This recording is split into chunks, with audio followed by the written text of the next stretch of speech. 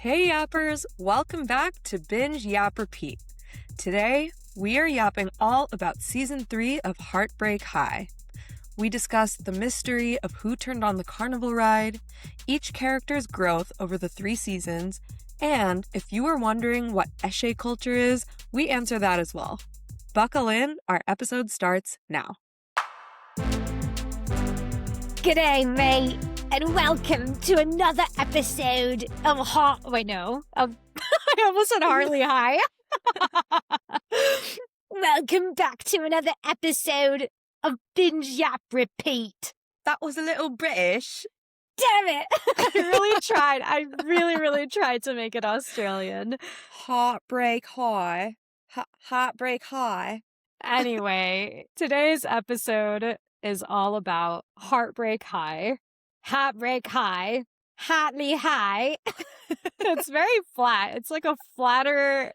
I can't. I feel like they roll their L's a little, like Hartley. Hartley. Oh, God.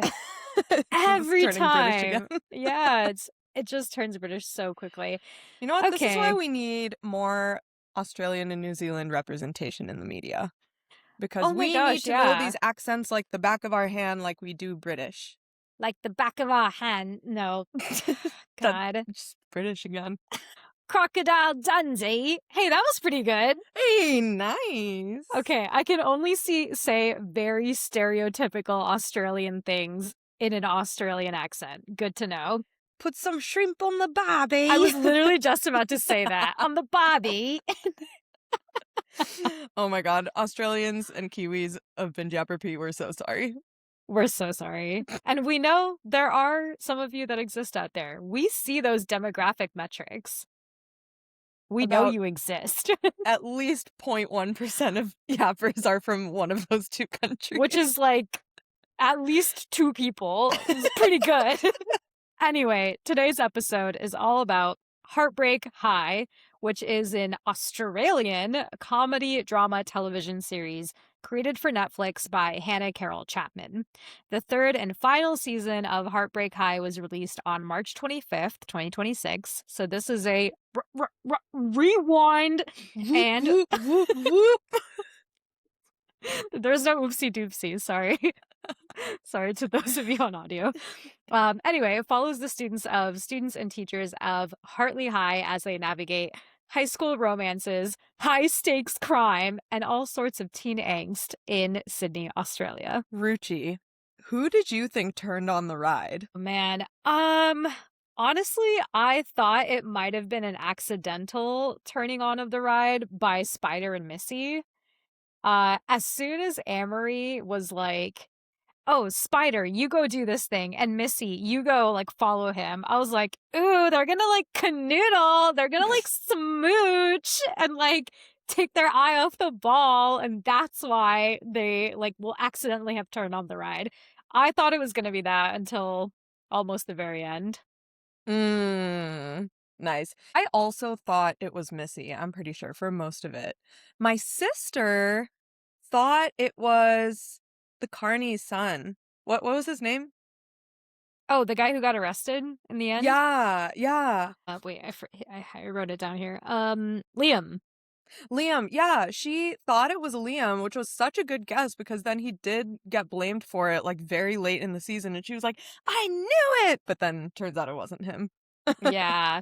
Okay, side note, I actually really hate it when TV shows do this whodunit thing and then someone gets arrested for it and then turns out it's not them. Actually, there's one more episode left and it's actually this other person who you least suspected. I get so frustrated about that. Second thing to note, what were the actual consequences of turning on the ride? Because everyone was so freaked out about it the entire season. They were like, oh my God, we're going to go to jail if this comes out. Our chances of going to university are ruined. We're going to be tried as an 18-year-old. And then at the end, it was revealed that Sasha was the person who turned on the ride. She's just picking up trash at the end? Yeah, okay. I am a little confused because I thought maybe part of the point was that the kids built it up so much in their head, and if they had just told the truth from the beginning, it would have been fine because, Sasha was actually fine. But they all got expelled first. And then Yeah. Sasha didn't? Or, like, Sasha didn't retroactively lose her high school diploma? I don't know. I don't know why the consequences for Sasha were community service, but all of them were gonna get expelled. I guess because at that point, they were still under the purview of the school versus when Sasha came forward, she had already graduated, so there wasn't anything the school could do about it. Yeah, but then to that end, why wouldn't the principal have had the foresight to be like, okay, if I wait 3 more days, No, then I don't literally. have to expel them. I can no, not even 3, literally 1 more day. Yeah. Then they can like graduate from the school, and then I, as the principal, like Can report them in can good faith. report them. Yeah, at Yeah. least they still have their high school diploma or whatever. Like their futures are not ruined for this. I was thinking the exact same thing because she kept being like, I am like struggling so much with how to do right by these students. I was like, well, doing right by them would be waiting 24 hours and letting them Yeah. be high school graduates. Oh my God, this woman. Yeah, for Oh, Woodsy. Woodsy really showed up for them in so many different ways. I'm just shocked that this is where she drops the ball. I know. Third note, sorry, another piece of frustration about this.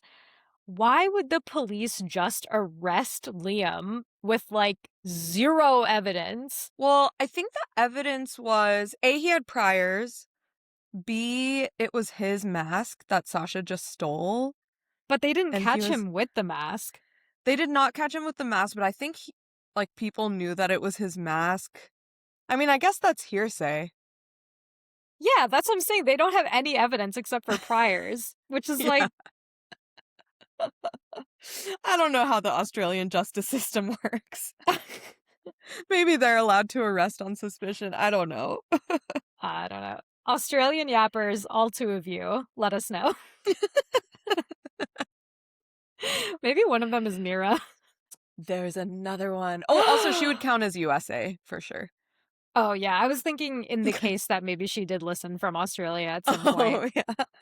Yappers, for context, Mira is Shalini's cousin, who is Australian, and who is the fan who told us to watch this show because she wants to know what we find interesting about Australian culture and also refused to be a guest for that same reason. Fact, she was born in New Zealand and actually has a New Zealand citizenship. Or actually, I don't know if she still does, but she was a New Zealand citizen for most of her life. Oh, okay. But went to high school in Sydney. Correct. Okay, cool. So Mira went to Heartbreak High and was able to tell us about her experiences. Yeah, she said that she went to a school very similar to Hartley High. The biggest difference was that all schools in Australia require school uniforms. So Hartley High not having school uniforms is actually a what is the term for this? Anomaly. Yes, or anomaly, but also an inconsistency or like an unreal thing. Because all schools require Yeah, uniforms. yeah, I see. I mean, technically, I don't know, there was like a little bit of a uniform. It was girl. not abided These by. people were wearing anything and everything to school. Like Darren's outfits were not giving uniform, okay? Okay, so that's one inconsistency. The other thing that I'm confused about, which is also kind of related to Aussie culture, is like the whole timeline of all of this. Okay, so season 3 starts with Muck Up Day, which, according to Mira, is the last day of school. But then there's like way more things that happen after Muck Up Day, including classes and graduation, and then exams that happen after graduation. So I think the timeline, I mean, from a US culture standpoint, I'm very confused by this. Um, so that's one. Oh, and then the other thing is that like this all happens in December, basically, because that's when the school year ends. Right. Right before the not winter holiday, summer/Christmas holiday. Correct. Yes. Summer/Christmas holiday in December, which I guess makes more sense from like a year-long standpoint, but not.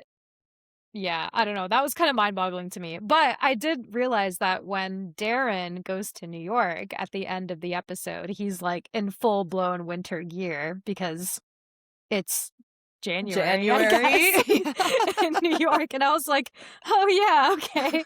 They're not. Yeah, okay. That makes sense now. I forgot about the whole weather thing. Yeah. Yeah. Yeah. Okay. But going back to the timeline, muck-up day, graduation, then exams. Yeah. It sounded like exams had nothing to do with school. Like it was more like it was a standardized test, not a school exam. It was like a Yeah. standardized test. And so it's as if, AP tests came after the school year. Yes. Okay, which actually is something that we had in high school because I remember our senior year, we would have like a last day of classes, and then we would kind of have like a month off in a way, where we would just have exams that we would just study for. So we would have AP and IB exams that we had to do. So essentially, if you had your exams kind of out of the way early, then you were chilling. What? Oh my gosh, California was so different. We started school in September, and so we ended school in June. And for our AP exams, I think if I remember correctly, they're like In the May, right? second week of May or something. Yeah. Yeah, something like that. And so then after AP exams, you have like a month before school actually ends. And so depending on the teacher, they'll try to teach you new stuff or they'll just like be super chill. My AP Chem teacher just let us play board games and stuff. Aw. And then some teachers like have you do projects and stuff. But there was definitely a month after AP exams that we had to fill. And, also I didn't go to a magnet school, so like not everybody was in AP classes, so they couldn't just like change the schedule just for AP classes. So yeah, that's how it Oh, worked. that's fair. So And then in we still sometimes had finals at the end of the year, even for AP classes. Oh, I see. Okay, so maybe this is different because I went to an IB school. So, well, okay, the IB program was a magnet program at the school. So I don't know how other people at the school who are not in IB did this, but in Florida in general, school started like early August, like I think the first week of August, and then we would go until May-ish. So, senior year, after we graduated from senior year to starting college in California in September or like October was amazing. Oh my God, like a 5-month break. It was great. I got so bored. It was incredible. Um, Amazing.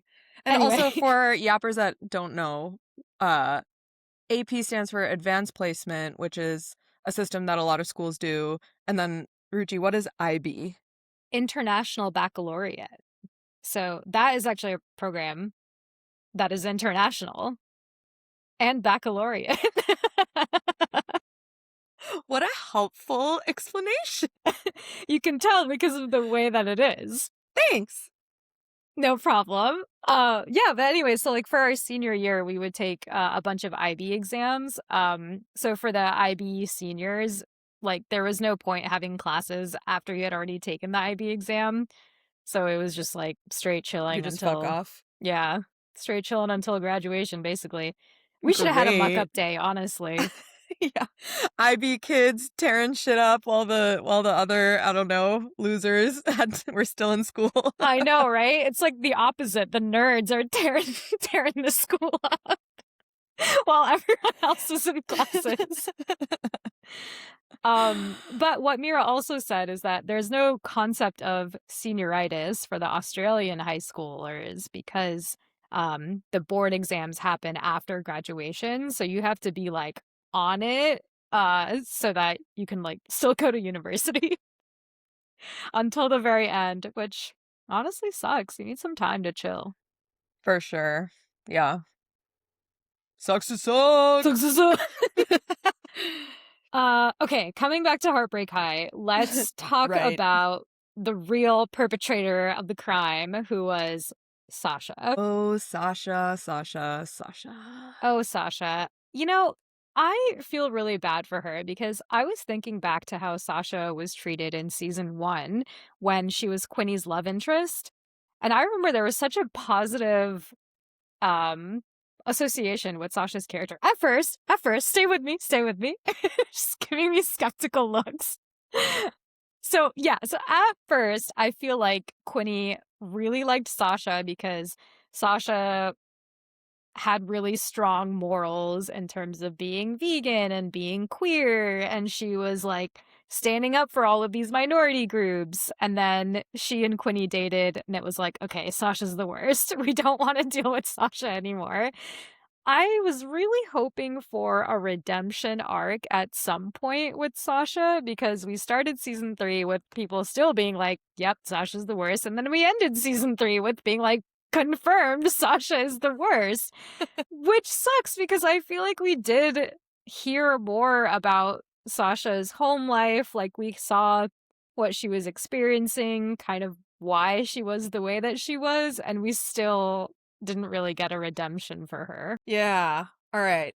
I'm gonna go back to season 1. I actually found her so insufferable from the second she was put on the screen. So Oh. I did not experience being like, oh, she was so great in the beginning, but she actually sucks. I was like, she has sucked all along and people are finally figuring it out. Like, she's so sanctimonious. She's so judgmental. She thinks she's so accepting, but she actually accepts nobody. Mm. Anyway, that's how I felt. But I totally agree with you that there was so much potential to make such a better redemption arc for her and any sort of character growth. And instead, we just saw this steady decline over all 3 seasons where she was just more and more hated, and that drove her to be more and more insane and like more and more social justice warrior-y. Mhm. Um, and yeah, yeah, they made a very, very slight attempt to humanize her by showing her home life of like having to take care of her brother and her parents not really paying attention to her, but it wasn't enough to really feel that bad for her. I feel like they could have done so much more with that. So yeah, I agree. I wish they showed more of a redemption arc for her. I feel like that would have been really powerful. Yeah, and instead they just let her pick up trash, and that's how they ended the season. Yeah. And like the one likable moment for her in season 3 was not when she fell off the boat, but actually before that when they were having that like makeshift slut session at the bolo and Mm. Miss Oba showed up and then Sasha was like, I hate myself and like I'm such a sanctimonious piece of shit, blah blah blah. And I know why nobody wants to hang out with me, and then everybody went and hugged her. I thought that was like the one humanizing moment they had for her. That was Until more they threw her under the bus again. she became so hateable all over again. Yeah, I think there are just moments of Sasha where as soon as she has a humanizing moment, something happens where she's like, "Oh, nope, she's just hypocritical, sanctimonious bee, and this is who she is." And you thought you were gonna like her, you thought wrong, and it just kept being like that. I was like, "Oh my god, someone has it out for this girl." I know. Ugh, oh, Sasha. Oh, Sasha. What would you do if you were Amory and you really did not like Sasha and you were like part of this group? Would you create a group chat named Not Sasha? Oh my gosh, I was gonna ask you. Well, A, I thought about asking you that, but then B, I have another question that's very similar to that. Okay. Um, yes, I 100% think I would create that group. I would do And exactly what name Amory it did. Not Sasha? I don't know if I would go that far, but I think I would make it pretty explicit that Sasha is not welcome in this group chat. Okay, Like, that's this group fair. chat is for homies only, and Sasha cannot hang. Okay, that's fair. So it'd be homies only with the implicit understanding that it's not Sasha. Sasha ain't no homie, okay? Rip. I was gonna ask you if you were Amory and you found out that Sasha was the one that turned on the ride, would you try to take the blame for her with the police? Absolutely not. Yeah, I was like, Amory, what the fuck are you doing? Why are you doing this? Okay, actually, that brings me to let's talk about Amory and Noah and Malachi. Who's Noah? Oh, right. Oh, yeah, yeah, yeah. Yeah, the just Ken. Just Ken, yeah. So, okay, so here's the thing. Okay, we both said hard no, like we would not turn ourselves in, right?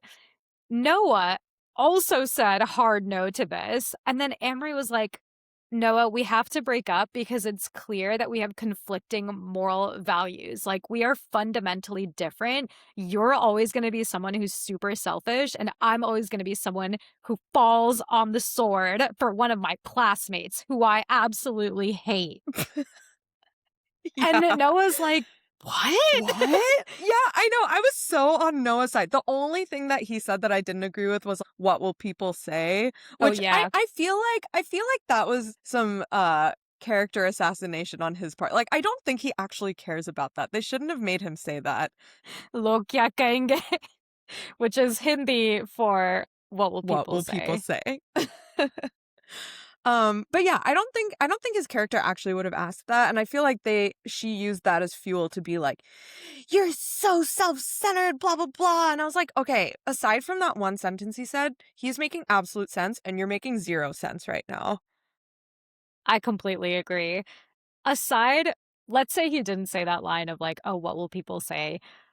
Who do you truly ship with Amory? I guess like the season, ends with Amory running into Malachi's arms, and it's a beautiful moment, leading the viewer to believe that they are endgame. Who do you truly ship with Amory? This is a leading question.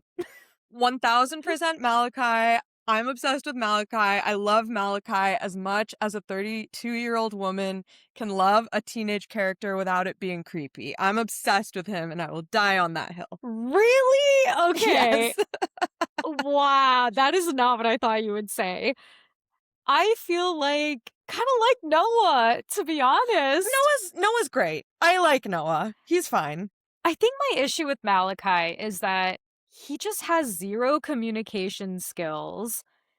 Um, He has trauma. yeah, he has trauma, but like I think, maybe in due time he would be able to figure that out and have that mature conversation with Amory. I don't think it would happen senior year of high school. It would happen in like the late 20s, when he's like, what's Amory up to? And then he like realizes that they're both in this city for one night only, and then they have a romantic reunion and it's like one day. Anyway, that's what I expect them to Oh, be. interesting. Richie, how did you and your boyfriend start dating? Oh, no worries. Was it anything like the story you just told?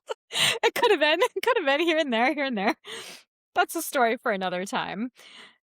My point being, I feel like the way that Malachi just happened to be there for a month because he truly lives in Zurich and then broke his arm and then couldn't fly back as a result, I don't think that should be the reason why they should end up together. I just think that both of them need to take some time to like not be part of this super incestuous high school group and So like toxic. maybe find their way back to each other in 10 years. That's what I'm saying. I do agree with that. I do agree with that. I think both of them have so much work to do, and I feel like, yeah, them getting together right now is not gonna solve all of those issues. I Yeah. also feel like there in season 3 there was zero discussion about Malachi's bisexuality. Oh they totally they like teased it in season 1 with his threesome. Then they really explored it in season 2 with his relationship with Rowan. They just completely forgot about his queerness in season 3. Yeah, and I think there was like a double standard too because Missy's queerness was still brought up with her relationship with Spider because Mhm. Spider was like, "Oh my god, does she not like me because she misses women and she doesn't want to date guys anymore?" And like, is that why? But like, that wasn't brought up with Malachi at all. Yeah. I mean, to be fair, they didn't really show Malachi with Amory for very long. Honestly, over all 3 of these seasons, I think they've been together for like less than half an episode officially. It's that will they, won't they tension that keeps us coming back for more. Honestly, it kept me coming back for more. I was like, will they? Won't they? I was hooked. They got us right where they want us. Okay, I do have a fun fact. Malachi's letter. Do you remember that it burned in season I do 2? remember that. So they did post what the letter would have been on their Instagram. So this is what he says. He says, "Thank you for being my first love. Thank you for still loving me even when I fucked up. Sometimes I think we just met each other at the wrong time. You are the most amazing person, Amory, and I feel like in the short time we have known each other, I have watched you become even more incredible. I wish we could have made things work out. Maybe it would have been better if we met at 30 or 60 or even 80 in a nursing home. I guess shit is sometimes all about timing. I thought about staying, but I just don't feel like I belong here. I promise that one day I'll love Malachi." I promise that one day I'll love Malachi. No. No, let me show you what it looks like. Does it like cut off? Yeah, it's like cut off and like singed or whatever. So it says, "I promise that one day I'll Question mark, love question mark, Malachi." question mark. I was like, oh, is he going through self-healing process? I love that. I wish he will someday love Malachi. I think that would be really nice for him. I love you, Malachi. Aw. Amory loves you, Malachi. But in the meantime, she's dating Noah, or I guess broke up with Noah. Oh, yeah. Yeah. What do you think of Amory's decision to give up on uni and go road tripping with Harper? As a child of immigrants, I do not approve. Amory also seems to be a child of immigrants, maybe. I think her mom maybe had an Australian accent. I don't know. I don't remember. Anyway, yeah. Anyway, Regardless, I can't believe she did that. I was like, Emery girl, you did so well on your exams. I know. There's a similar plot line in Your Friends and Neighbors, the John Hamm Apple TV show right now, where his daughter got into the college she wanted to go to, but then like immediately declined. And she's like, I just want to figure out what my life is. Like, I just want to discover myself. And I'm like, dude, that's what college is for. Like, go to college and figure it out. Give yourself the option. Yeah. Do you think you went through a figuring yourself out phase in college? Oh, absolutely. I think I came in being like, I'm a giant nerd and that's all I'll ever be. But then because we went to a school where everyone's a giant nerd, I got to explore other parts of my personality. And I feel like I came out actually like much more well-rounded than I would have if I went to a different school. Yeah, that's true. Okay. I feel similarly. I think I went through definitely a self-exploration phase because I came into college being like, I guess I'll be a doctor. I don't know what else I would do. And then completely pivoting into computer science or something equivalent. And then here I am. I went in being like, I'm absolutely going to get a PhD. Here I am. No PhD. But you do have an MBA. So that's something. True. I'm still uneducated. Some would say a fake degree. Just kidding. I didn't work hard for this degree. I don't deserve it. Oh, don't say that. Okay. You partied so hard. You networked so hard for 2 years.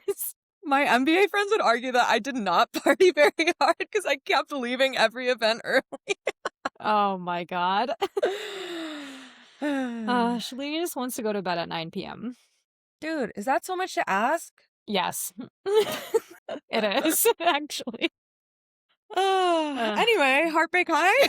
Yeah, right. Heartbreak High. Yeah, good luck editing this, by the way. One last thing about Noah that I did actually really like about him is I know that he was just Ken and that people think he has like zero character depth, but I actually found it really sweet that he was trying to talk to Malachi at Missy's party and like making small talk with him because small talk sucks. And the fact that he's like going out of his way to talk to Malachi, who is not really talking to anyone else and he doesn't really know anyone else, I thought that was really sweet. Oh, yeah, that's a really good point. He did it in a really nice way. It Yeah, wasn't I like, was like, "Hey, I'm Noah. yeah, I'm Amory's exactly. boyfriend." Yeah. Exactly. He wasn't trying to like put on airs. He wasn't trying to intimidate. He was honestly just trying to like get to know this guy who Amory had a thing with once upon a time. Yeah. Yeah. I think that's why I'm Team Noah. I'm sorry. Malachi just has that special something, you know? Once Malachi loves Malachi, then I will be Team Malachi. Mm. I want to talk about Spider as a character and then also Spider and Missy's relationship. Let's do it. Okay. So, we saw quite a character transformation for him between season 2 and season 3. What did you make of it? Like, did you think it was realistic? And did you approve? Like, do you think they had a good relationship? Just, yeah, curious your thoughts on Spider and his character arc. I actually really loved Spider's character arc. I think out of all of the cast of characters, I think Spider grew the most in his time at Heartbreak High. I found him so unlikable in season 1 and like I think even more unlikable in season 2. But then, Yeah, with Cum Lords. yeah, but then we saw his home life. We kind of saw like, oh, if people expect the worst of me, then I'll be the worst that I can be.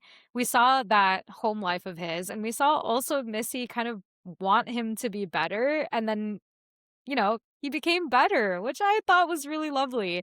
So I really liked their relationship. I think it got him to a great place, and I was just really sad when they broke up actually. I was too. Yeah, I think it makes sense. I mean, they're in high school, they're so young. Things like this are gonna happen. I feel like Missy was just growing up and evolving in a very different way than Spider was. But yeah, I 100% agree. Spider had by far the most growth out of any character. And it was so lovely to see him be open-minded and turn from this like kind of villain character into a really sensitive, loving partner, who like truly supports his partner and isn't just like fetishizing or anything. Like he like really, really loved Missy.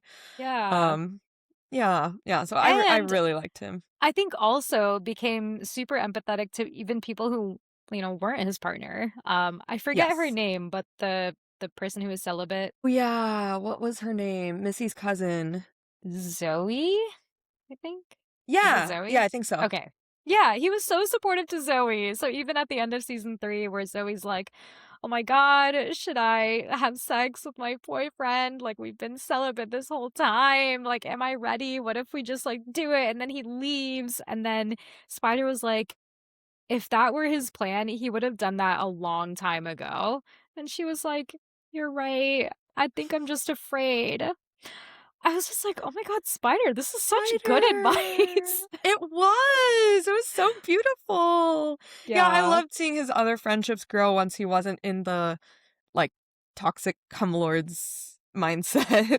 Yeah, exactly. Ugh, And he his was great. heart-to-heart with Darren and Zoe that one night before he shows up at that, like, underground party, that was really sweet too. Yeah, it was so sweet. And I also feel like it was pretty refreshing, actually, the way that Spider and Missy broke up. Because I feel like a lot of the times with these high school dramas, you get a lot of like just super dramatized breakups where someone cheats on someone else or someone just like breaks up with them for like no reason or there's some action or something.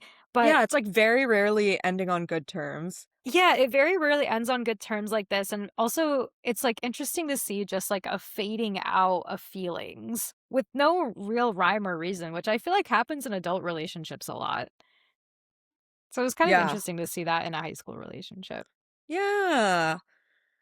I am thinking of Rory and Dean's relationship in Gilmore Girls because it ends in a very similar way. Like, he is clinging really hard to the past, and she has clearly kind of lost interest, but hasn't quite made up her mind to break up with him. And then Mm, in the end, he calls it because he's like, you don't love me anymore. Yeah. mm. Yeah. Rory, articulate your needs. Rory. Step up, girl.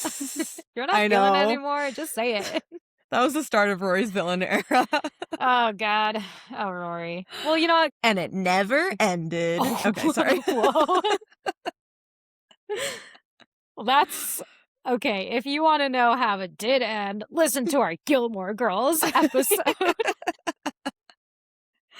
We've already had that conversation. Okay, going back to what you were saying about Spider and Missy. So Spider issues Missy a hall pass.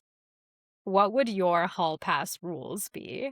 Dude, I think let me inspire you. Let me remind you about what was on Spider's hall pass rules. So if the you ones recall, that he had made, but Missy didn't know about. Yes. So he had a notepad full, like a giant notepad full of these rules. Okay, on it was no French speakers, not on a Wednesday, no Chapel Roan, hit and quit only. These were the ones that I saw. Wait, does no Chapel Roan mean no playing Chapel Roan while you have sex with a girl? No. You just can't hook up with Chapel Roan. Oh, okay. Yeah. All right, honestly valid. She's hot. So those were some of Spider's hall pass rules. What would yours be? Okay, I'll play this game, but I think if I'm being truthful, I would never give out a hall pass because I'm way too insecure and jealous for that. Oh, but okay. if I were to, I think I would. I don't know. What would I say? I think I'd say strangers only. That's a good one. And I would say no repeats. I guess this is a singular hall pass, right? This is not like opening the relationship. I think you could make that claim in your hall pass rules. Okay. No repeats. Okay. Yeah, no repeats. Strangers only. I think that might be it. Oh. Yeah. I would add no eye contact. You're only allowed to hit it from the back. And no kissing. No foreplay. Why is that so ridiculous? I think it makes sense. Okay, no kissing makes sense. I just think it's hard not to make eye contact. Yeah, that's what I would say. And I would agree with your rules. I think those are good rules too. Nice. If you granted a hall pass and then realized you actually gave your partner no rules to follow, would you show up at the party where you think that they're about to hook up with someone? That's a tough one. Just because I love rules so much, so there's no scenario which I would, set someone free with no rules. What are you, crazy? Fair. No structure? Come on.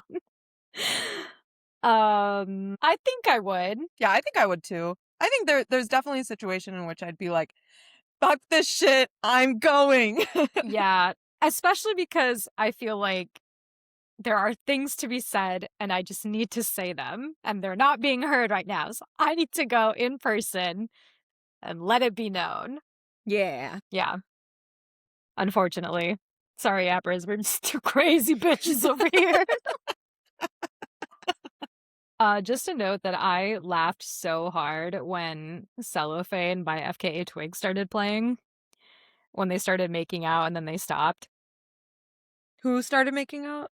Spider and Missy started making out at some party and then they just stopped because Missy was like, actually, I don't want this. Oh, yeah. And then Spider was heartbroken and then Cellophane by FKA Twigs started playing, which I don't know if you remember this song, but it was like completely memed out by someone had done like a Miss Piggy version of this song. So it was like, oh my god, yes! Wait, yes! I do, yeah. I remembered that, and when we saw that scene, to my sister, I was like, isn't this the Kermit song? Yes. Yes. Yeah, I laughed really hard. So unfortunate. Yeah, because I did not know that song. I didn't know like the real song. I had only known the Miss Piggy version. So when that song started playing, I was like, oh no, Kermie. Oh, rip. For all intents and purposes, it was an appropriate song to play at that moment. I thought it was very fitting. It was just Miss Piggy did it first. I just remember that reel that you made. I think it was on your climbing Insta Oh, or maybe yeah? of your climbing shoes as a what is that dog breed? The Bo long-nosed boy dog. yeah, I don't boy no no nose long-nosed schnauzer. uh, Borzoi. What an evolution of a meme. That was it like, it's the kind of thing where if you try to explain it to someone who wasn't there, it just makes no sense. You just can't. You No. just can't. Yeah, because I even looked it up. I was like, "This is such a weird thing that's going on the internet right now. What is the etymology of this meme?" And I looked it up, and I still didn't get it. Like, we're just commenting on the shape of Borzoi's bodies with this song that is covered by Miss Piggy for Kermit. Layers. Ah, oh boy, Spider Missy. Spider Missy. Okay. Do you want to talk about Harper?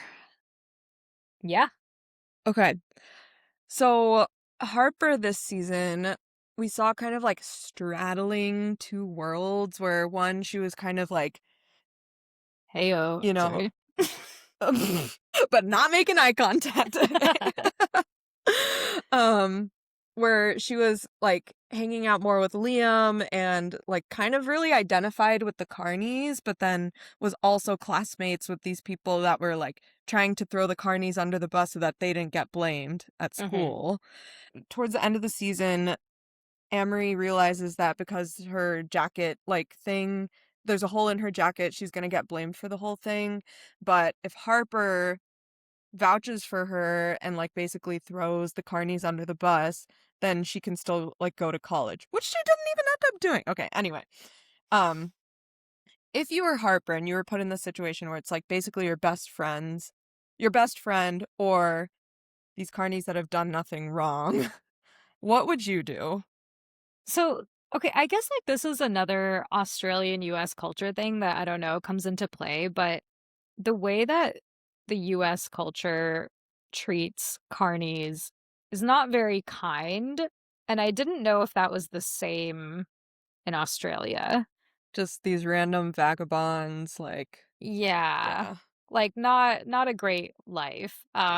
So I mean, I think it was kind of there in Australia, like from what we saw in the season, Mhm. but it wasn't completely like these are people you should not associate with under any circumstance. Like I don't think it was like that. Australian yappers, correct me if I'm wrong. Maybe it is the case that they are like equivalent and the show was trying to make a point about this. I'm not sure.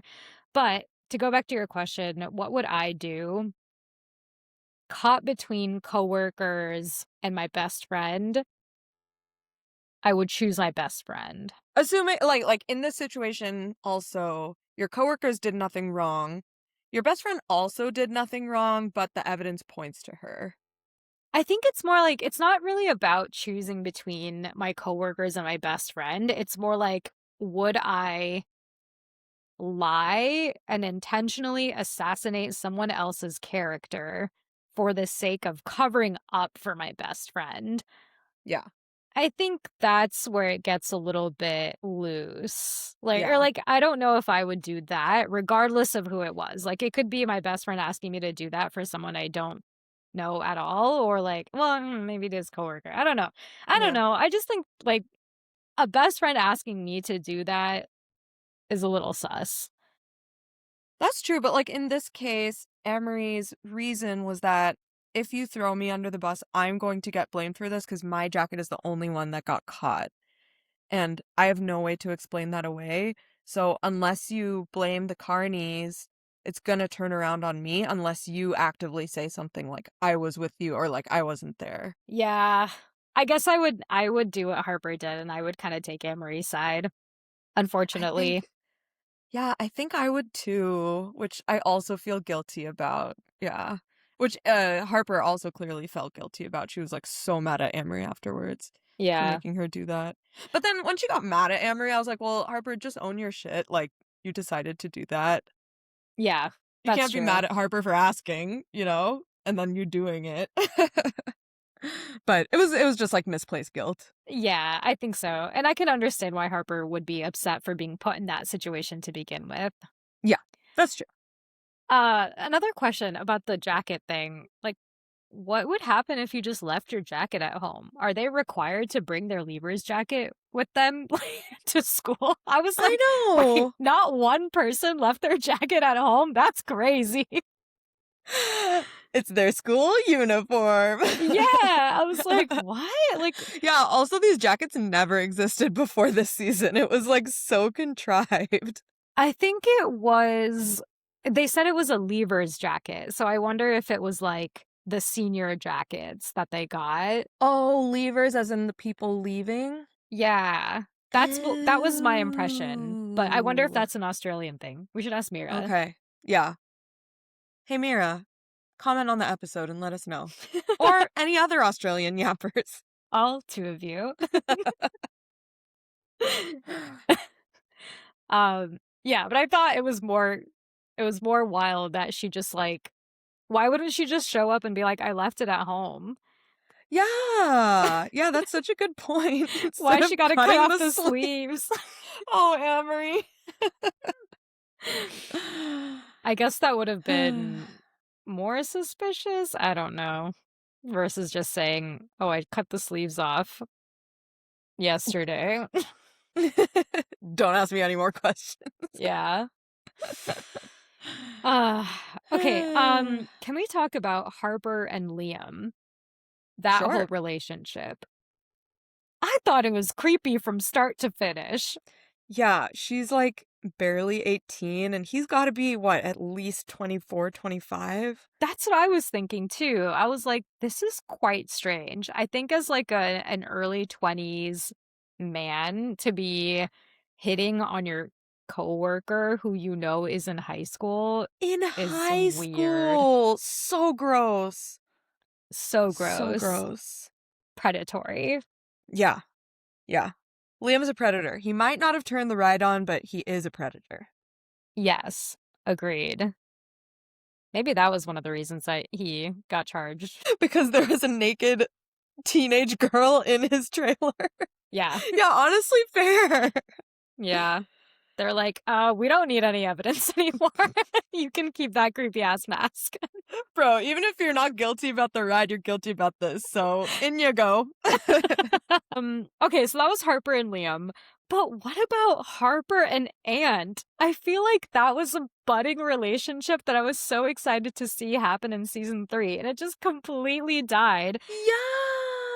And Ant was just like left by the wayside, acting as comic relief the entire season. We got 0 character growth from him. I know. It was really sad. I loved his arc in season 2 because I feel like, yeah, he started off season 1 being comic relief. And then season 2, it's like, oh, there actually is some depth to him. And the audience, much like the people in his life, have underestimated him. And then season 3, they just ruined him again.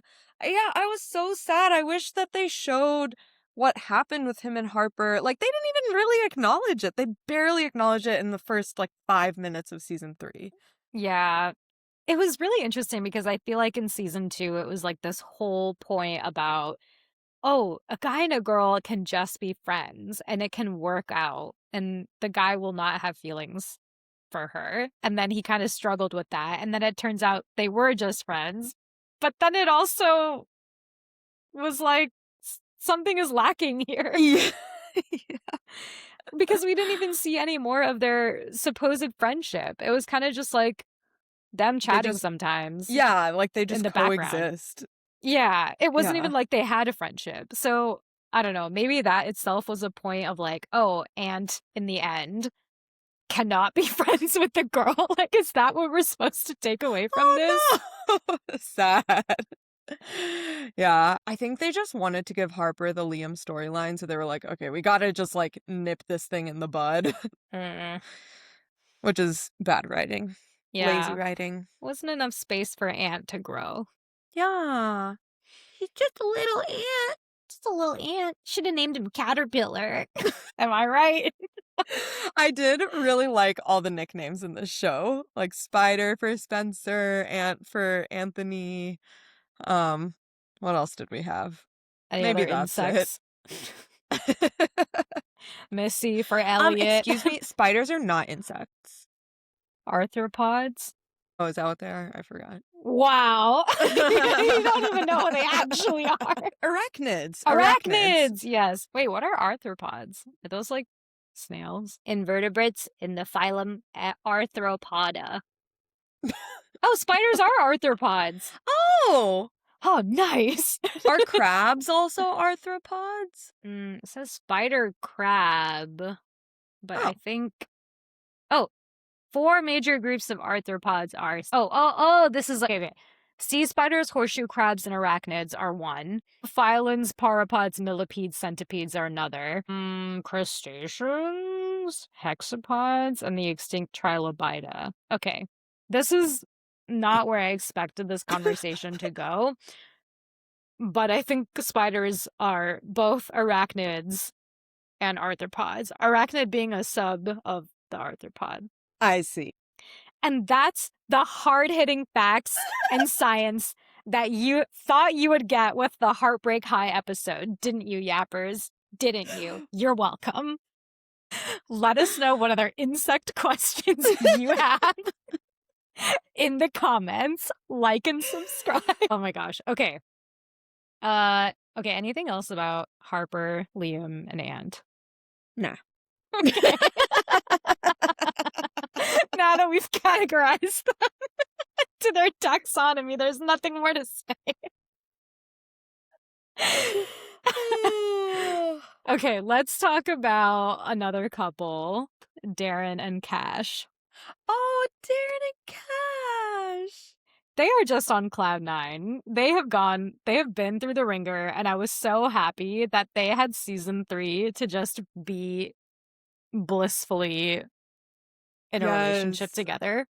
I totally agree. I was towards the end of season 2, I was getting quite tired of their like, oh, but we don't satisfy each other's needs. Oh, but we love each other. But we can never be truly happy. But we love each other. I was like, all right, there's been enough of this. Like, shit or get off the pot, you know? Whoa. But yeah, they found a solution, and yeah, I was so happy to see them happy. Yeah, I'm really glad that it's working out for them. So I did do some research on an essay. Did you also do some research on this? Yeah, I looked it up because I was so curious. Okay. An essay, or adlay, is a member of a primarily Australian youth subculture often associated with teenage boys, urban areas, and antisocial behavior. Originating in Sydney, they are recognized by a distinct uniform, Pig Latin slang, and a preference for streetwear brands, particularly Nike, TN sneakers, puffer jackets, and bum bags. I don't know what bum bags are. I think fanny packs. Oh, I see it. Okay, bum bags, fanny packs, got it. And they also have like micro bangs and mullets generally. It's like a very distinct appearance. And there's an equivalent British archetype, I think. I'm forgetting the name of those. Peaky Blinders? Yeah. Great. Wait, actually? No. Oh. British version of Eshe. Oh yeah, the chav or the lad in British culture. Oh, interesting. Okay, so I think this is the part about Australian culture that was... Mira, take note that this is unique to me. I don't know how you feel about this, Shalini, but Pig Latin in my mind is like a child's language. Like a child's language, like one of those like made up secret quote languages that people, like normally kids, elementary schoolers at max, use to kind of talk to each other, and even then not really. So the fact that there are these high schoolers, like thug-ish high schoolers, using Pig Latin, I was like, what is this? This is so strange. It actually made me wonder if American children like co-opted this Eshe language or something. and, like, made it Oh, something, like, childish and fun for them, but, like, really they just I don't think appropriated is the right word, but, like, they just kind of, like, took this thing that existed in a very different context.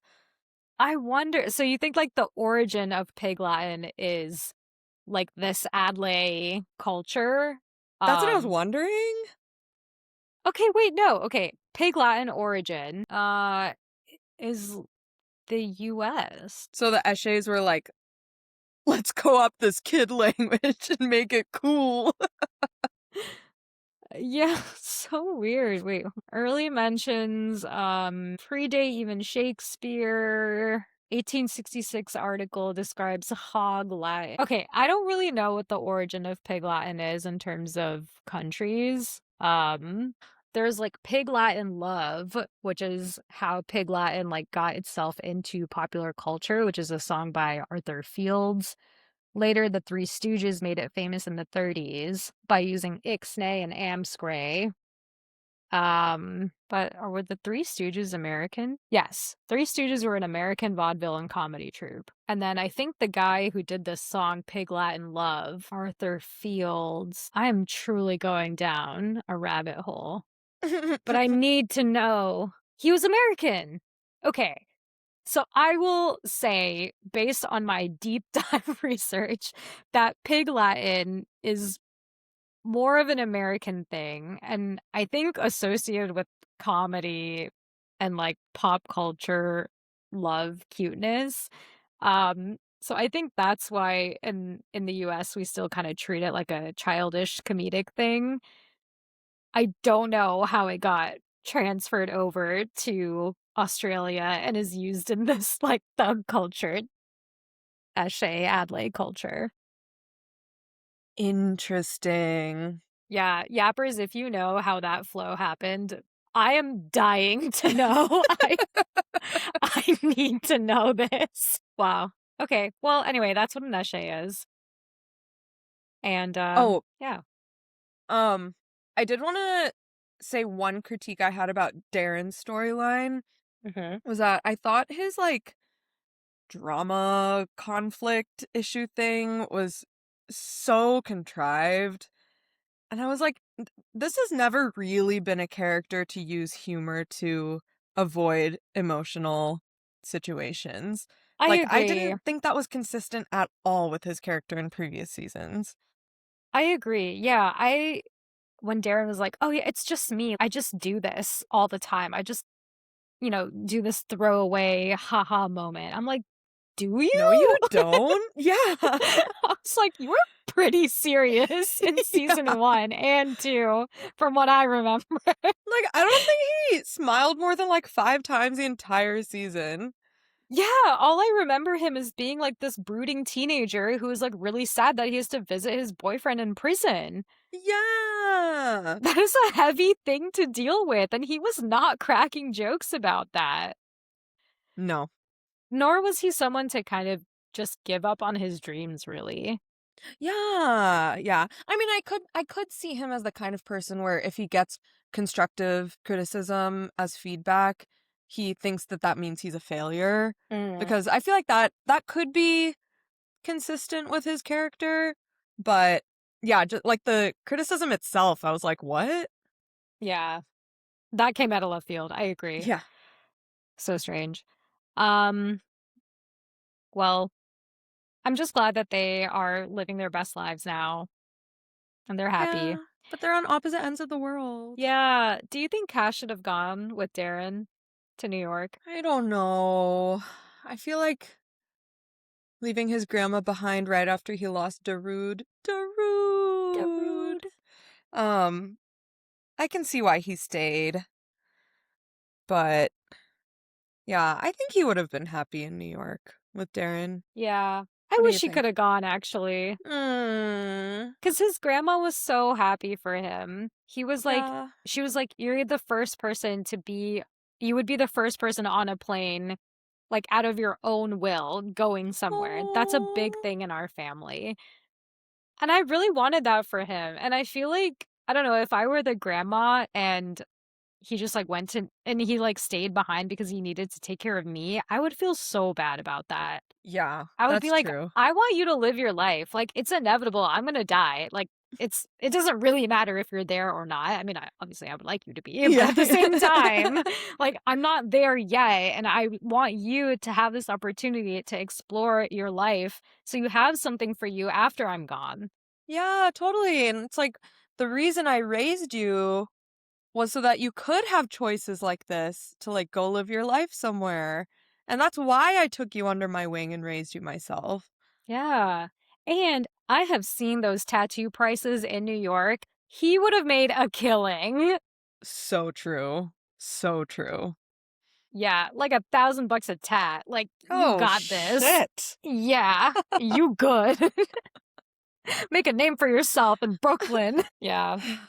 I wish he had gone, but I understand why he stayed behind. I think he also didn't want to be the type of person, in Running Point, actually, we had talked about Jackie was thinking about going to DC to visit his girlfriend, and then Kate Hudson was like, Jackie, what are you gonna do all day in DC? And he's like, I don't know, wait for her to get back.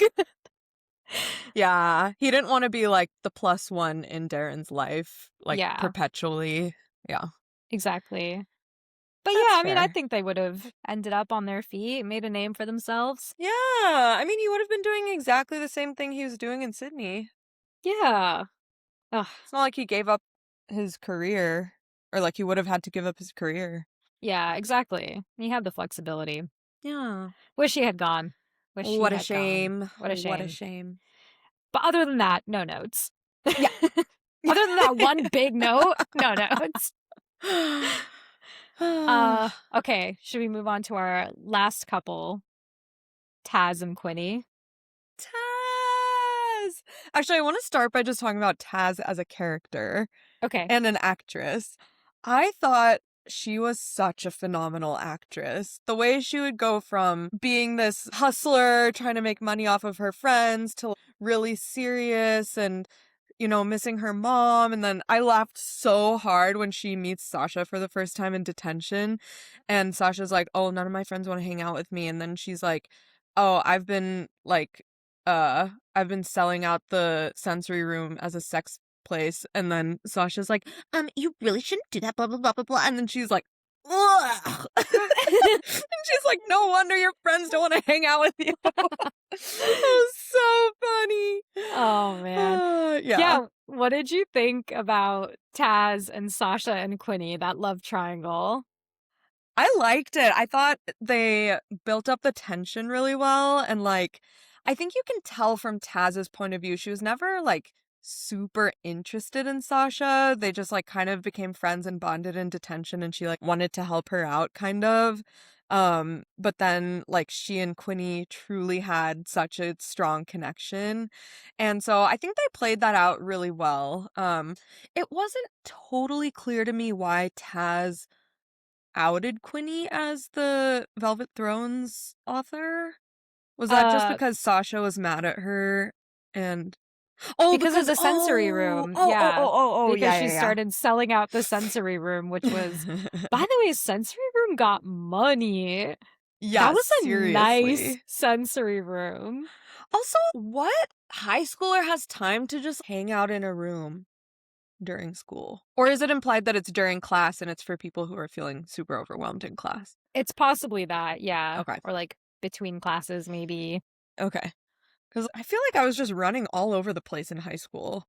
Yeah, that's true. I think we had like what is it, 5 or 7 minutes to get from class to class, and our Yeah. campus was hella big. So sometimes it would take literally 7 minutes, 7 whole minutes to walk from one end of campus to another. I was using up every second of that 7 minutes. I would Your like little legs are carrying you so far. it would bring me so much joy to think about how efficient to make that 7 minute walk. You would preset your locker combo so that all you had to do was click it open, toss your books in, take your books out, and you're gone. It was so good. Wow.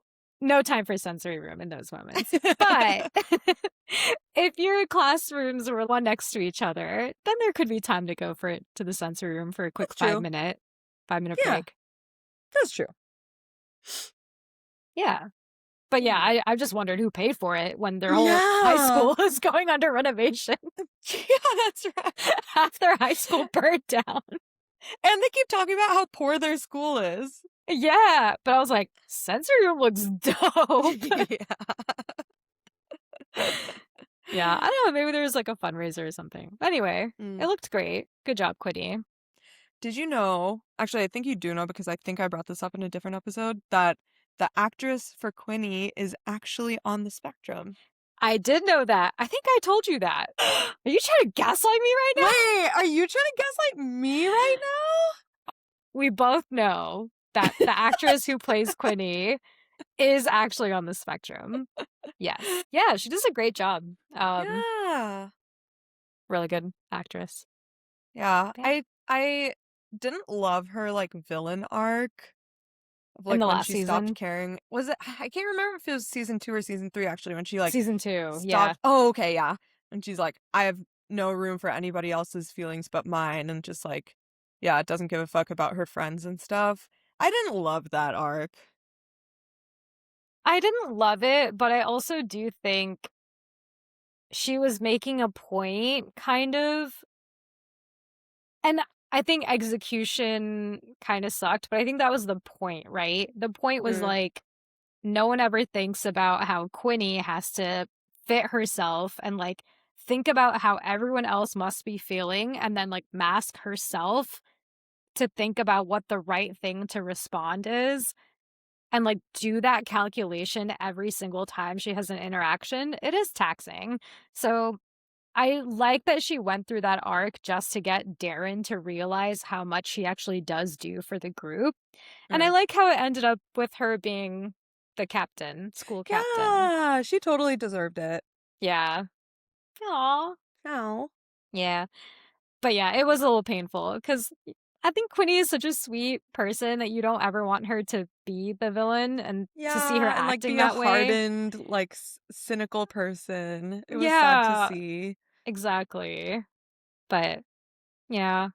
So going back to Taz and Quinny, do you think that they make a good couple? I think their relationship is sweet. I don't know if they're like a realistic couple, but what they showed was sweet. Yeah. What about it is not realistic? I just don't think people like that would be attracted to each other. Their only aligned interest is oh my gosh, what is that book series that they're both obsessed with? Oh, I forgot. That fantasy book series. Yeah, that fantasy book series. That's their only overlapping interest, and Velvet Thrones, but that's kind of the same thing. And that they're queer. But they don't really have anything else in common, so it just didn't seem super realistic. Quinny is such a rule follower. Taz is such a rule breaker. Yeah. Taz is, she's very socially adept and very, conniving and stuff, and Quinny is just this innocent, like, kind of awkward girl. It just didn't really make sense to me, but all that aside, suspending my disbelief, I thought they were sweet. Yeah, I think that's a really good point. I kind of felt similar, where it feels like Taz still has so much trauma to work through. And I also don't know if Quinny could ever forgive someone for desecrating her sacred space like that. Dude, I think I would find that so hard. And also ruining her future. Yeah! Oh my god! Yes! I could not do that ever. I was shocked that that Quinny ended up having feelings for Taz in the end. And like, yeah, maybe Taz was sorry about it, but like, I could not ever forgive someone for doing that. Yeah, totally agree. Totally unforgivable. Yeah. Ugh. Yeah. The worst. They did look cute at the end when they were like going through that little book and they like were hugging and kissing. I was like, I guess they're a cute couple. It's like if Quinny's happy, we're happy. Yeah, exactly. But it's just like, what? Yeah. Where did this come from? Did she even like frogs? Yeah, definitely not. Probably not. wish we got Taz earlier than just season 3 because I think her character is so interesting and there's so much that we could have learned about, like, because she was, I think they were saying that she's Maori, Yeah. and I feel like there's so much to explore there. And then also, like, her being the only Kiwi at that school, and then, Mhm. like, Woodsy also being Kiwi, and, like, I just feel like there's so much more to explore with Taz's character, and they just didn't have enough time, but her character was one of the most interesting and compelling characters to me. I completely agree, and I feel like we could have gotten more of an understanding of Woodsy, as a result. Yeah. One thing that I noticed in season 3 is that there were 0 adults. It was basically just Woodsy and half of the slut's teacher, Oh, yeah, Miss Oba. Miss Jojo. Oba. Yeah, JoJo. It was basically just those 2, and they really had no other Yeah. Oh adults. my god, this entire season, my sister and I were like, "Where are your parents?" Oh my god, when they showed, was it Amory and Noah sleeping in the same bed? Like, apparently, like, sleeping in his room that he Yeah. lives in with his parents, I was like, "What?" Yeah, like, this is so unrealistic. I mean, I don't know. Aussies, tell us if we're wrong. Does this happen? Is this just chill in Australia? Andrew was telling me that his parents would let his high school girlfriend sleep over, and I was like, "What?" What? Is this some white people shit? I don't know. White yappers, please No, let us know. don't say that. But yeah, it's crazy. So now I'm like, oh, maybe this is just a thing that people do. I don't know. Maybe we can put a So poll about weird. this or something. But like, this is absolutely like not me or any of my high school friends who I will acknowledge are all children of immigrants, of Asian immigrants, putting that out there. Like, none of us would ever, if we were dating each other, like sleep over at each other's house. That would just be wild. That being I said, mean, we come from the yeah. culture of, like, you hide a relationship for 3 years True. minimum before you tell Extremely your parents. repressed culture. Yes. But yeah, I mean, none of my friends would do that either. I feel like it was more of a thing to go in a car somewhere remote and hook up there. I think that was more of Mm, a thing, but not in your bed while your parents are home. so wild. So wild to me. Yeah. Like, we saw Spider and Missy do that too. So, apparently Yeah. it's, like, pretty common to do that. Crazy. Yeah. So, I don't know. Maybe we're just repressed. Probably are, to be Maybe. honest. Oh, boy. Wait, I had a question about something that I wanted to ask you. Something with Oh, Amory. I wanted to ask you, okay, on the topic of no parents ever, is it legal for Harper to just, like, live by herself or live with Cash? Because I mean, in season 2, she moves in with Cash and Darren, is it? Mhm. But, like, she's not 18 yet. But Cash is. So is he her guardian? Hmm. Like, why isn't she in foster care? Oh, I see what you mean. That's a good question. My understanding is that she does have like a foster parent or something, right? Like they showed The that in the woman they showed season. in season 1? Yeah. Yeah. They showed her, but then it was like then she was living in Amory's house. So maybe there was some off-screen deal that happened where Amory's parents were like, "Yeah, we can foster her for like the 6 months it will take for her to turn 18." But Mm, then in the meantime, she was like, "Hey, I'm just gonna go live with Cash and Darren, so it's fine." And maybe Cash, I don't know. I don't know like what the legalities of it is. Like yeah. I would be surprised if an 18-year-old could be a legal guardian for a 17-year-old. Yeah. That seems weird. That seems weird. Also, like, the person convicted of your attempted rape. Yeah, that's even stranger. Yeah. Definitely would throw up some flags. Let's just gloss over it. Okay. Suspending our disbelief. Cool. Yes. Heartbreak High. Nice. Whoa. Hoppa. Hoppa. Amory. Oh, Amory. okay. I remembered my question. If you were to write a season 4 for Heartbreak High, what would be your major plot points? Oh my god. Making me write a season of a TV show? Yes, do it now. I did like the element of, like, there always being kind of a mystery. I know you don't love I don't know, it sounds like you maybe don't love the whodunit plotline, but It is a common theme. yeah, like Bird Psycho, and then, person Who that was turned on the ride, yeah, and then like Map bitch in general. Like who is the person who who well, that was never really a mystery, right? I guess the mystery was who wrote Miss Oba fucked Emery. yeah. Yeah. So yeah, I think there would be some element of mystery in there. I didn't love the addition of the St. Bruno's boys, so I think I would write them out.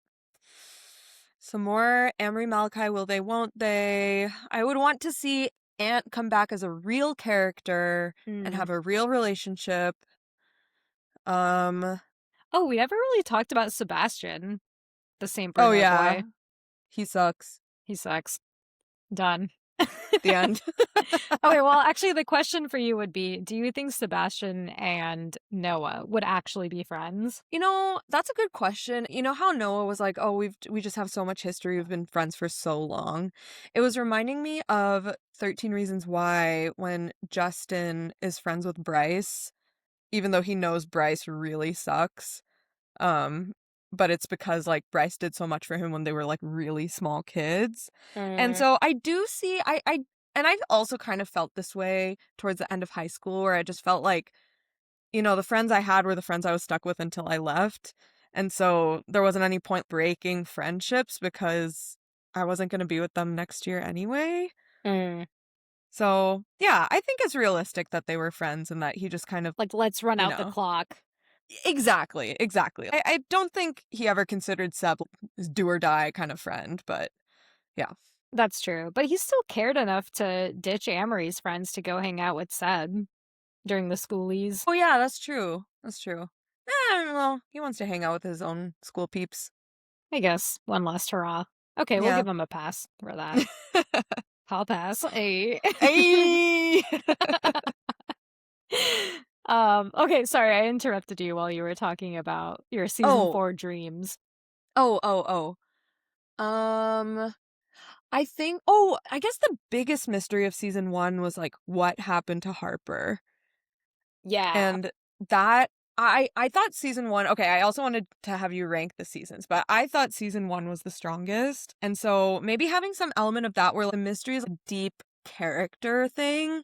It's like very character driven and it's like what happened to this person to make them change so suddenly. Mm. So I think I would want to introduce some element of that because that was a really interesting plot. I see. I think if I were to write a season 4 of Heartbreak High, I would want it to be like 10 years in the future and there's like some high school reunion or something and then shit goes down. And then maybe we can Oh, incorporate some of your what happened. Like yes. maybe, I don't know. Who do you think has the most promise for a like something pivotal to happen in 10 years to completely turn their personality around? I don't know. Wait, side note, I thought it was so funny that the last kind of montage you see of all the characters, it's uh Emery and Harper getting ready for their road trip. Missy got signed to a team. Ant's a plumber and he's happy, blah blah blah. And then Malachi's just like swimming. I was like, what's this dude's plan? Well, he got his own scene at the end. Yeah. But like, what's he doing? What's he doing? What's his life? Swimming. Anyway, what Would was you I choose saying? Malachi then to have a pivotal moment? I guess just because we have no idea what his plan is. He's just there in Besides relation swimming. to everyone else. Yeah. Okay. How about you? Okay. Malachi then. Yeah. Okay. Who would I choose? What are my options? We've got Sasha, Amory, Malachi. Quinny, I think Darren.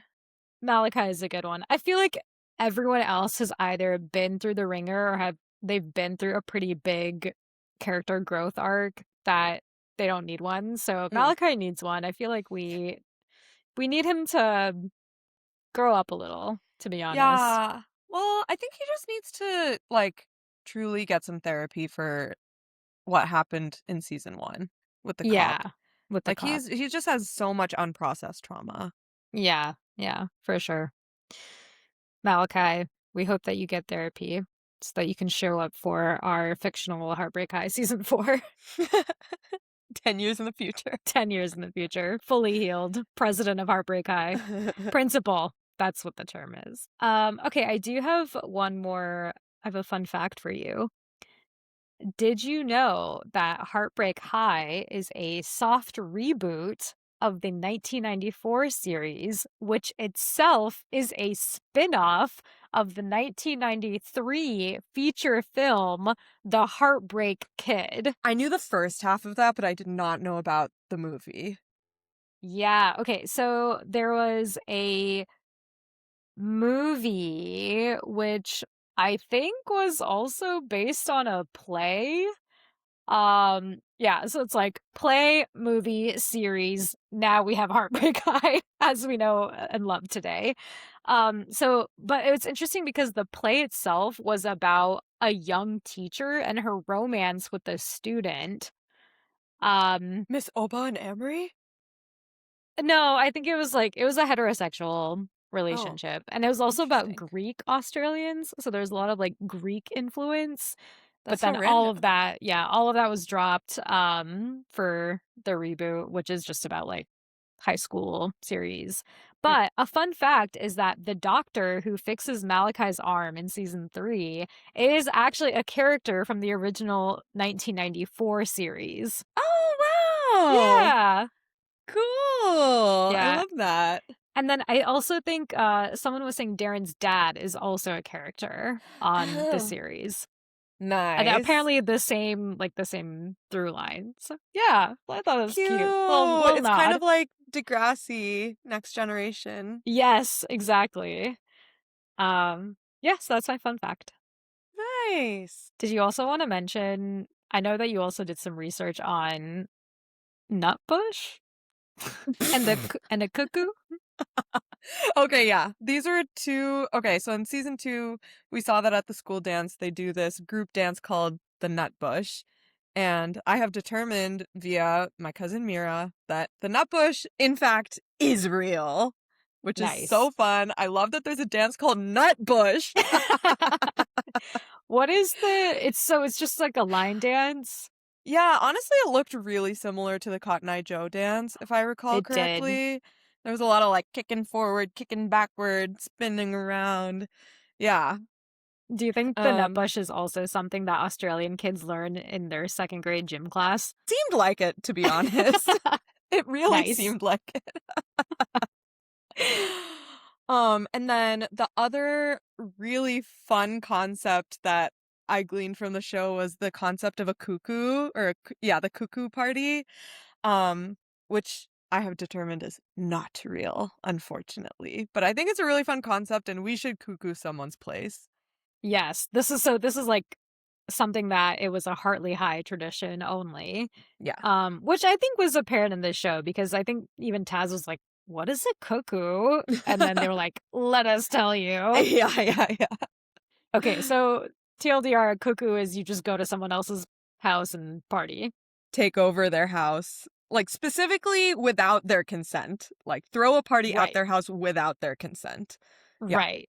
The less they know, the better. Yeah. Again, we're too repressed. Sub's house was so perfect for that because A, they hate him, and B, his house is sick. So it was the Yeah. perfect party house. You know, I think one thing that I regret about Seb is that I just wish he got more in trouble. I just wanted him Yeah, to I wish he see, got what was coming to him. yeah, I wanted to see him get really punished, and we just didn't get that. So true. Which is maybe a life lesson. Sometimes people don't get what they deserve. Or, Sometimes the bad guys win. yeah. Yeah. Rip.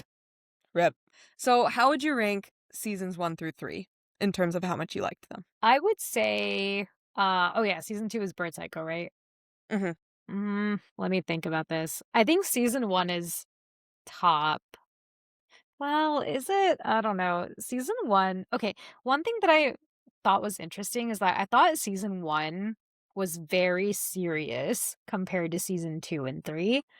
And I felt Mm, like they yeah. had so much more, like, morals than they did in season 1. I don't know how to describe that. Would you agree with that sentence? They had more morals in season 1? No, no, no, they had more Oh. morals in season 3. Like, in season 3, they had such a Oh. hard time being like, "Oh, like, we should take the fall for each other, like, it's not Mm, fair that this man is in a coma," or, like, that people are, like, blaming the carnies for this thing that is yeah. possibly our fault, but we don't know what's going on either, but we should take the fall for it. Yeah, I do think I think in season 1, everybody was quite self-centered, and then by Mm. season 3, because they had all gone through this, like, really traumatic school fire together, they were kind of, like, bonded by the start of season 3, Except for I felt. Sasha. Except for Sasha. Not Sasha! Not Sasha. Yeah. Okay, I guess from that, I don't know. I feel like season 1 was a little bit more believable, but I think season 3 was a bit of a lighter watch. Yeah, So I'm I kinda totally agree. caught between those 2, and I guess that season 2 would be last. Okay. I think I would rank very similarly. I think 1 was the top for me because I thought it had a really good balance of fun and serious. Like, every time Amory opened her mouth, I laughed because she's so funny. But then obviously the stuff with Harper was so scary. So it just had Yeah. like the most highs and lows. So I think season 1 is the top for me, and then 3 because I thought the Carney storyline was more interesting than Bird Psycho. Yeah. Um, yeah. Mm. Okay. I think we liked season 3 for different reasons. I like season 3 because I felt like everyone kinda got more or less a happy ending. Mm. Um, but season 2, I think I actually liked season 2's story a little bit better than Oh, season 3. interesting. Okay, Great. cool. Should we rate? Let's do it. Let me think. Let me think. Okay. I'm gonna go first. Okay. I would say quality 3, enjoyment 3. Oh, okay. I would say quality 3. Enjoyment, I'm between a 4 and a 5. I Oh. think 4 the only reason I'm thinking 5 is because my sister and I were so excited to keep watching the show, which usually makes me lean 5. Um, but yeah, okay, maybe I'll give it a 5. I'll give it a 5. Yeah. Yeah. Okay. All right. Nice. 7 out of 10 average. I think that's I'm happy fair. with that. Yeah. Yeah, that's fair. Yeah, I guess the reason I gave it a 6 is because I don't know, at some point I just don't think I'm a fan of the high school dramas. We had a Yeah. conversation about this and you were like, "But what about Ginny and Georgia?" And like, what about Never what have else I did we talk Never Have I ever. Ever. Yeah, and I felt like I had pretty valid reasons to like those shows and not this one. So I was like I was saying with Ginny and Georgia, the main reason I watch is because of Georgia, the Correct. mom. Okay, good. And Never Have I Ever is more about the Indian representation and like Mhm. high school perspective from a very typical type A Indian student. Um, so I think that's also interesting. But yeah, I don't think I really related a lot to the characters in Heartbreak High, and maybe that's why I felt like it wasn't as enjoyable. Yeah, that is fair. Yeah. Okay. If someone really, really liked Heartbreak High, what would you recommend them to watch from our catalog? Wait, I feel like I should have looked this up ahead of time. I was gonna Did say you look Ginny and this up ahead of Georgia. time? Yeah, I think Ginny and Georgia's a good one. Let me look. Okay, I will make a case for The Residents because that is the ultimate whodunit. Oh, the mystery angle. Yeah. So if you liked the whodunit aspect of Heartbreak High, go watch The Residents and listen to our episode. I have a good one for this. If you felt like there was severe injustice being done to the birds in season 2 of Heartbreak High, I would recommend The Residents because she's a bird watcher. Oh, yeah, she loves birds. Oh, that is a good one. Ooh, another one I would recommend is Forever. That was also a high school drama, very intense romance. That's a good one. Some parallels there. Yeah. And take the true love test while you're at it. Oh, and Motorheads. That's another kind of like ensemble cast of a high school drama. Okay, we've done quite a lot of high school drama We shows. have. Okay, well, you heard it here, yappers. Motorheads. Actually, I would not recommend Motorheads because season 2 is canceled. Oh, sad. So if you're okay with just season 1 and ending on a cliffhanger, sure, go watch Motorheads. Personally, I would never put anyone through that. Otherwise, Ginny and Georgia, Forever. Is that it? Oh, and The Residents. And The Residents. For a more mystery. And you know what? Let's throw Department Q in there too. Why not? If you like accents. I was going to say, is it because accents? For accents that you cannot reproduce. And mystery. If you like the way Emery said Hoppa, you might like the way everybody calls him cattle. Oh my god. Okay. All right, let's wrap this up. I'm yapped out. Thanks for yapping with us. If you loved this episode, have some hot takes we missed, or if you've got a show you're dying for us to binge next, follow us on socials. We're at Bingeyaprepeat. Until next time, happy binging!